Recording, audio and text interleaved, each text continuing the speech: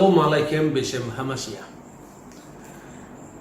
Kali ini kita akan membahas mengenai fakta tersembunyi di balik konsili Nikea yang kontroversial. Konsili ini diselenggarakan untuk menuntaskan menghadapi ajaran Arius.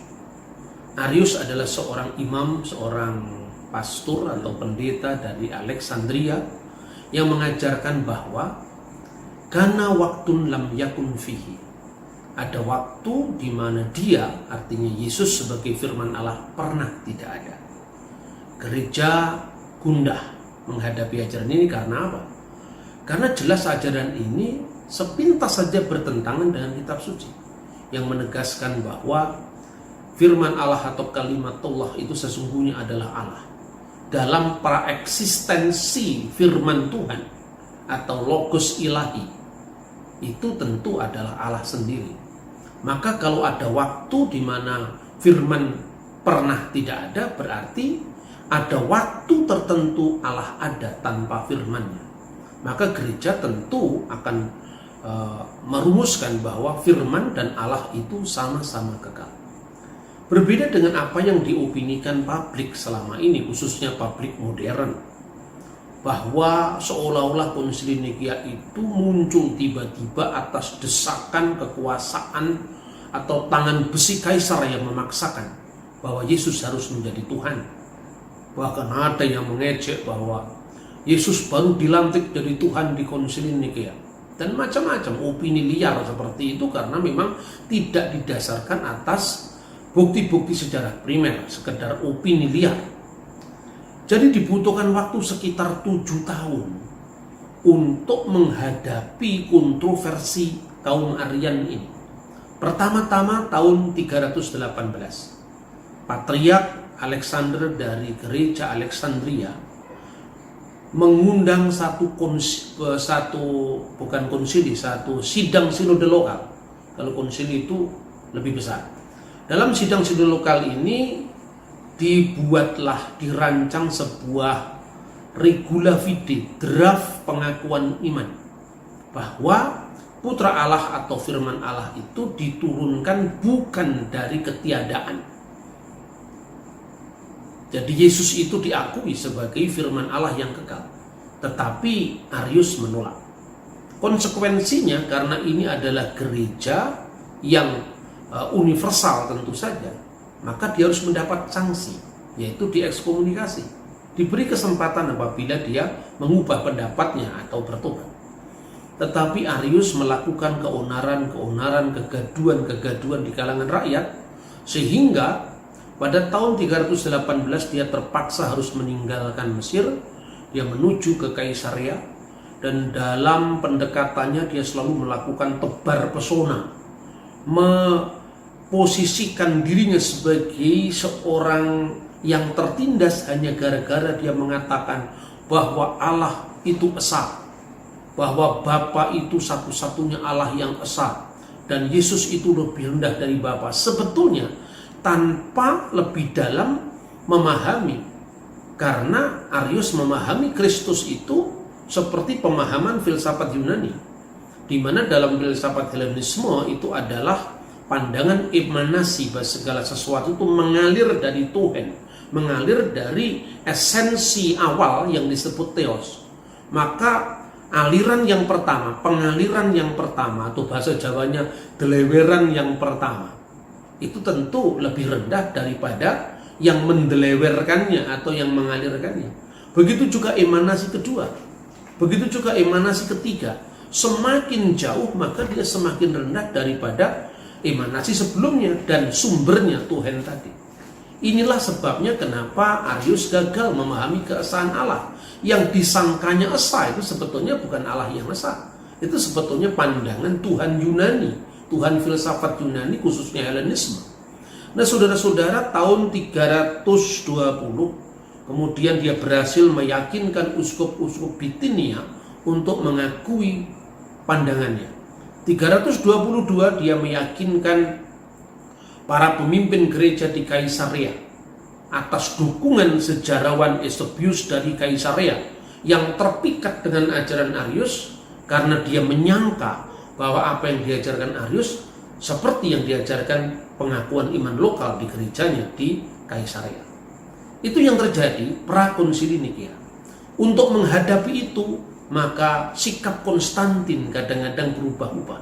Tatkala meletusnya kontroversi antara Arius dengan patriarknya, itu Patriark Alexander, dia rencananya dari Makedonia dia akan meneruskan perjalanannya ke benua timur, yaitu ke Alexandria, tetapi dia membatalkan rencananya setelah dia menempuh separuh perjalanan karena mendengar berita yang tidak mungkin mestinya harus kudengar di telingaku. Artinya dia merendahkan pembahasan teologis. Seorang kaisar yang hanya menekankan bahwa semua harus aman dengan pendekatan security-nya, itu yang sikapnya Konstantinus. Jadi Konstantin Agung bukan orang yang digambarkan seperti dalam film Da Vinci Code, seolah-olah memaksakan dengan tangan besi bahwa Yesus harus jadi Tuhan. Dengan demikian pemujaan kepada dewa-dewa pagan masih diteruskan dengan baju Kristen. Itu sama sekali jauh dari kebenaran. Tahun 325 awal diadakan prakonsili di kota Antioquia. Jadi seperti kongres saja perlu ada prakongres. Jadi artinya bukan serta-merta langsung muncul konsili Nikea. Sama pada saat terjadinya konflik ini di Alexandria diadakan sidang lokal, maka di dalam prakonsili di Antioquia itu disiapkan juga sebuah draft pengakuan iman atau regula fide atau kanun al-iman, yang intinya adalah bahwa Yesus Kristus tidak dilahirkan dari tiada, ex nihilo, dari ketiadaan, tetapi dia berasal dari substansi Allah, sang wujud yang disebut Bapa. Nah, dalam konsili ini ada 3 orang yang menolak dalam prakonsili ini. Yang pertama adalah Narsisus dari Neronias, yang kedua Theodorus, dan yang ketiga tentu saja adalah Eusebius dari Kaisarea. Maka waktu itu gempar. Karena apa? Karena seorang sejarawan kaliber dunia ternyata dia mendukung ajaran Arius. Tetapi prakonsili ini masih merekomendasikan bagi mereka yang menolak regula fide yang disepakati pada prakonsili itu masih diberi kesempatan untuk mempertahankan pendapatnya melalui dengar pendapat, melalui diskusi teologis pada konsili besar oikumenis yang akan diadakan di kota Ankara. Undangan sudah disebar, beberapa pelosok sudah menerima undangan itu, tapi tiba-tiba Konstantin Agung berubah pendapat lagi. Karena mungkin dia mendapatkan masukan dari tempat lain bahwa Uskup Ankara yang bernama Marcellus itu terkenal anti-Arian. Dia kepingin tempat yang lebih netral. Akhirnya dari Ankara dipindahkan ke kota Nikea yang tidak lain adalah tempat istana musim panas dari kaisar itu sendiri. Nah, kita perhatikan bahwa di sini Konstantin masih berusaha untuk menerima kaum Arian, tidak terlalu dipojokkan oleh gereja-gereja yang lain. Ini artinya bahwa gambaran bahwa Konstantin memaksakan ketuhanan Yesus, sekali lagi itu tidak bisa dibenarkan. Lalu konsili ini dihadiri oleh 318 peserta. Ingat, ini gereja belum mengalami skisma atau perpecahan. Setelah berhari-hari, kemudian konsili itu menghasilkan sebuah konsep pengakuan iman yang intinya bahwa Allah itu esa, yaitu Bapa, pencipta segala sesuatu, baik kelihatan maupun tidak kelihatan, dan percaya kepada satu Tuhan, yaitu Yesus Kristus, anak Allah yang tunggal, yang dilahirkan dari sang Bapa dan berasal dari substansi Bapa. Allah dari Allah, terang dari terang, Allah sejati dari Allah sejati, dilahirkan dan tidak diciptakan. Dan seterusnya, lalu aku percaya kepada Roh Kudus. Baru kemudian di dalam akhir dari pengakuan yang draftnya dirumuskan oleh pengakuan Nikea itu, kemudian dirumuskan anatema. Jadi keyakinan seperti apa yang dinyatakan salah oleh gereja. Dan ini bisa dibaca di hampir semua buku-buku sejarah ya. Antara lain ini adalah mengenai laporan 7 konsili, ya 7 konsili ekumenis menurut pandangan gereja Kalsedonian yang terbitkan oleh Hendrickson Publisher, dan ini adalah penerbit Protestan. Lalu kita juga bisa melihat bahwa ini adalah laporan dari konsili-konsili ekumenis, termasuk pasal-pasal yang ditetapkan di konsili Nikea. Ini diterbitkan oleh Holy Cross Theological Seminary dari gereja ortodok. Ya, artinya bahwa semua gereja sebelum perpecahan mengakui ini, baik itu Protestan, ya, Katolik atau gereja ortodoks, semua sepakat tentang ini. Kemudian setelah diungkapkan bahwa aku percaya kepada Roh Kudus, ini saya membaca dari teks sejarah gereja, ya, juz kedua, ya, Tarik Al-Kanisah juz As-Sani, tentang Majami Al-Maskuniyatul Awal, ya, wa Gajawat Al-Kubra.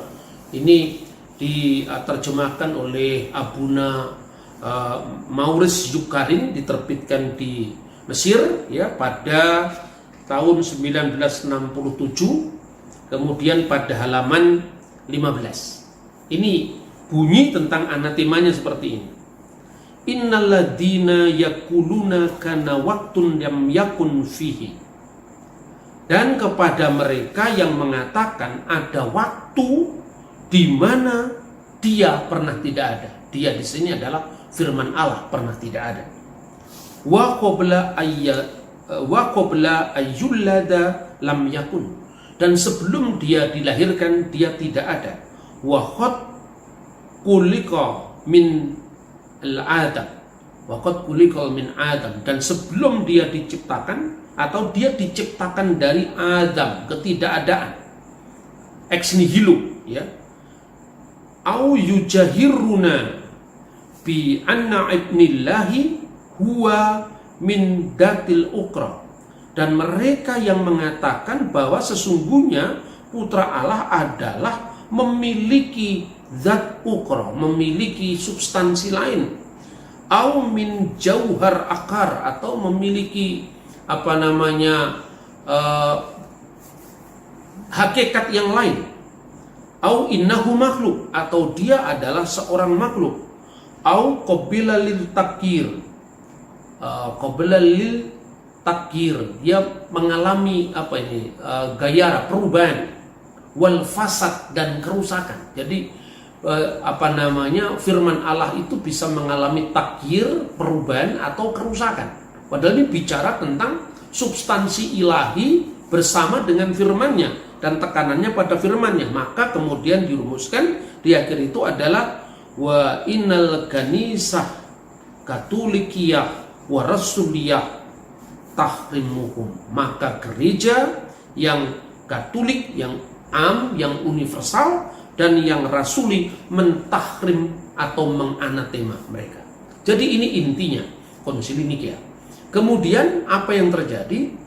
Ini kata yang menarik yang perlu kita dengarkan, bahwa Eusebius dari Kaisaria mengubah pendapatnya karena dia merasa pada saat Arius berada di Kaisaria, dia selalu mengatakan bahwa saya tidak jauh berbeda dengan Patriark Alexander.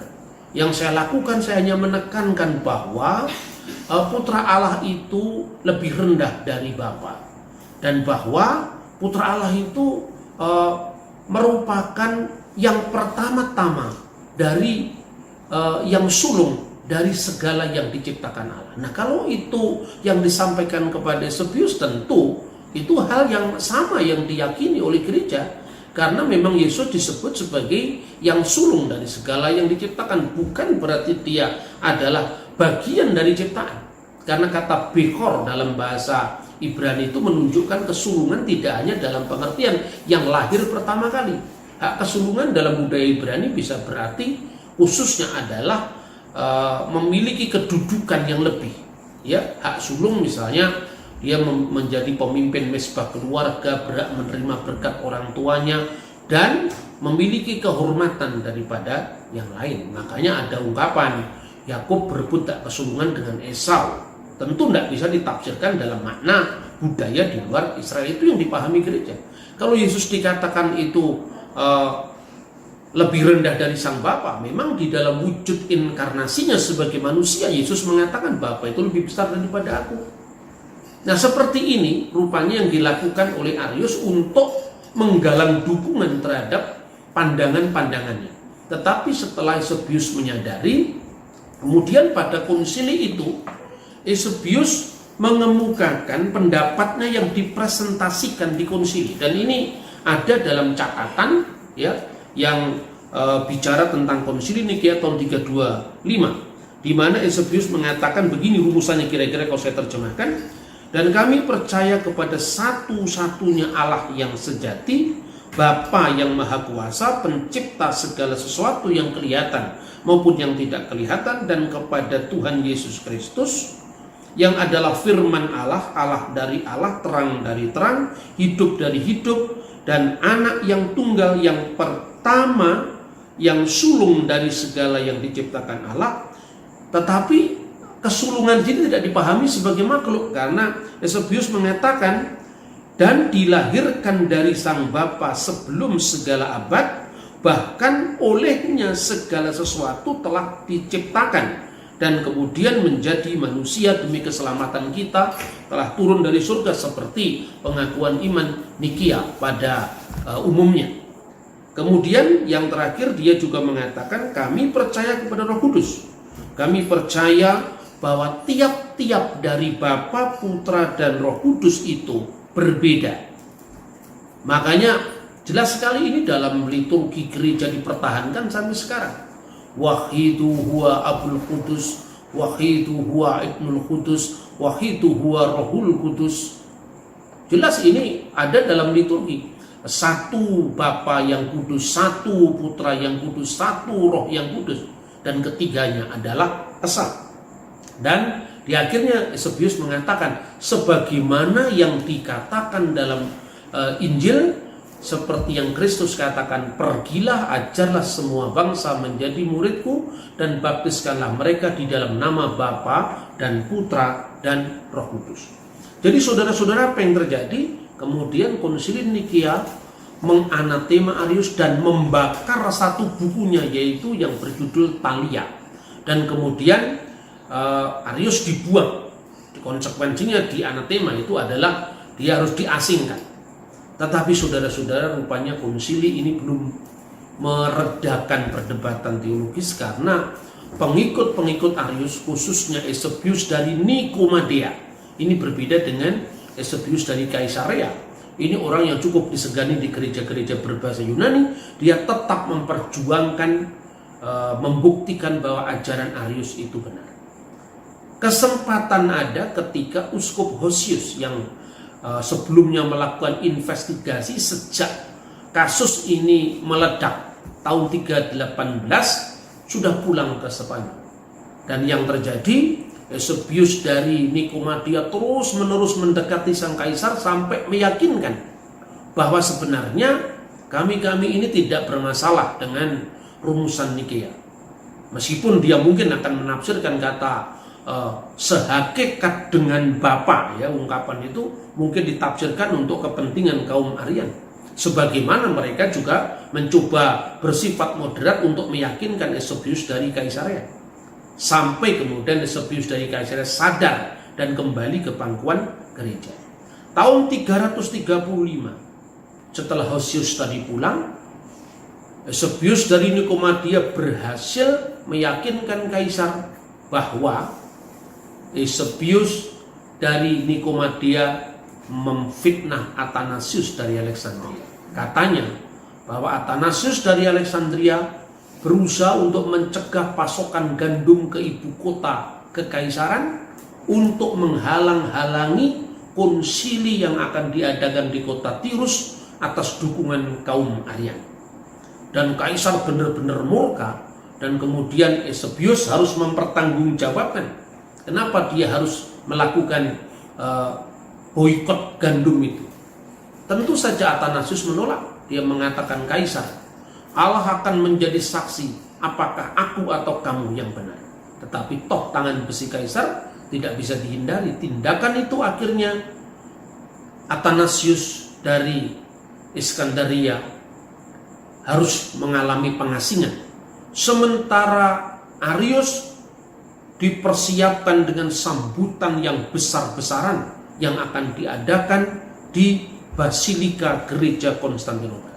Dia sudah sadar bahwa Athanasius tidak akan mau mengembalikan jabatan keimamatan Arius. Untuk itu, dia mengeluarkan surat perintah agar Patriark Konstantinopel yang bernama Alexander harus mengesahkan kembali jabatan Arius.